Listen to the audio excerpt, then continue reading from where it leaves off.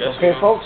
Now he's gonna put in the DVD SATA drive, optical drive.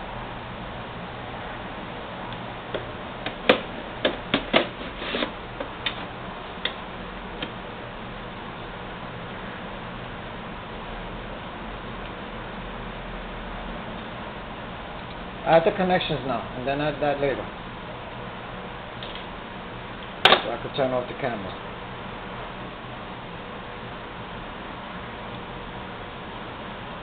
You need a strap. There's one right behind you, look, the red one.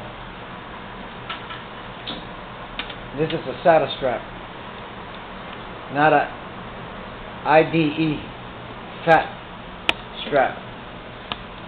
We're using the SATA system, SATA drives. I use the skinny belts. I call them skinny belts, but that's not their name. Put in this one, right? You slot. And we add it to the motherboard. The SATA slot. Then we're gonna add the power to the power slot on the SATA drive. Esto hubo buena, Carlos.